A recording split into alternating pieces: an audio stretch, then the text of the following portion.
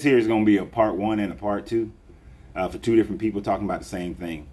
I told them that they need to prove their God, prove that the Bible is the actual, this book that was inspired by God and all this sorts of thing. And let me show you what the offerings that they gave.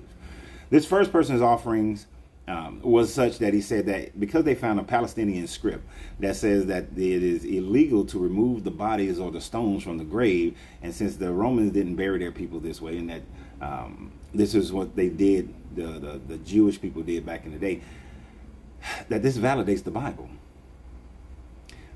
No, that doesn't validate the Bible. Simply because the Bible talks about how Jesus was supposedly buried in the cave does not, and it's illegal to move those stones and the stones move. You got to remember that in your book, the four different gospels, you got different processes to which the stone was moved. In Matthew, there was an earthquake that moved the stone. In Mark and Luke, there's an angel that moves the stone. And then in John, the stone just moved. It's just out the way. It doesn't tell you how the stone was moved, I believe. One of them doesn't tell you how the stone was moved. And then you don't know if did the angel descend after the earthquake. Was there an angel sitting on the stone, as in Mark? Was there two angels inside? One or two angels sitting at the deathbed? Where are these angels? What's going on? Who was there? There's too many people there, and then there's not enough people there. There's Mary Magdalene. She's the only consistent person who's there.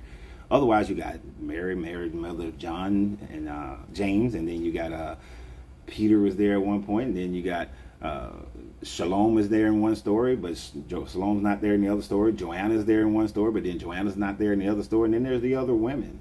And then there's they went and told the dudes, and then Peter and another young dude came running back. They went and told the dudes, but only Peter came running back. Then they went, and they just went and told the dudes, and the dudes just accepted it, and nobody went running back. So your story got too many variations in it as far as this death. But here's the thing about it. Simply because they have this law does not mean that it validates your story. It just says that your story was able to utilize what was going on in the current day to then tell your story. But it doesn't mean your story is real. You understand what I'm saying? Can you grasp that? That's like saying, since the Bible mentions Egypt, that makes the Bible true.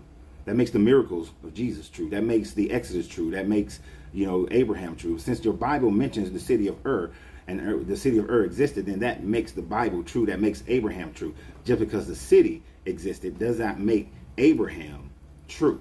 That just means that whoever wrote the story knew of the city of Ur, and they gave Abraham that placement.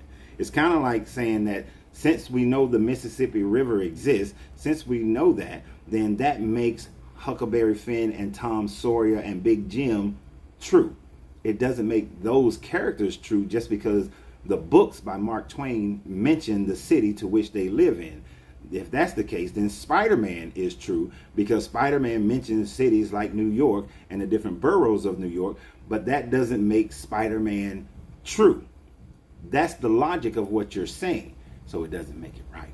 Now you're saying that we're going to see a prophecy come to fulfillment because the central banks are going to make people get some kind of digital thing in their hand.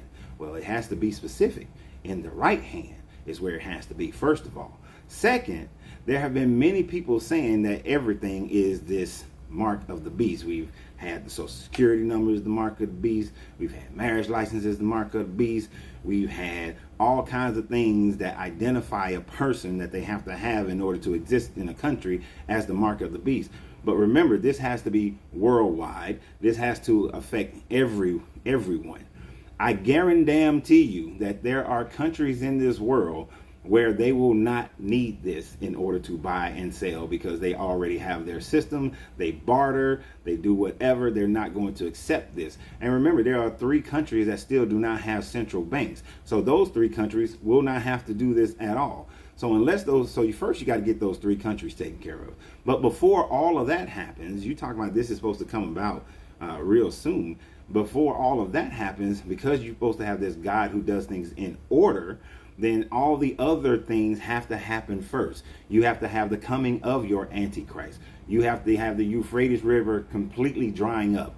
You have to have the waters turning into blood, the oceans turning into blood, the rivers turning into blood. Not red, into blood. It has to become blood. Take a sample, put it under the microscope, it's blood. Not colored water, not red tide. It has to become blood. There has to be an asteroid of wormwood. It has to fall from the sky. All these things have to happen first. One religion. All these things have to happen first before you can do your mark of the beast. If your mark of the beast comes before that, then it's not the mark of the beast. But y'all have a great day. And I thank y'all for the gifts. I thank you for the stars. Thank you for the financial donations. Continue to support, share the channel. Remember, you have to free yourself to be yourself, because your greatness is non-negotiable. Good journey, good vibrations.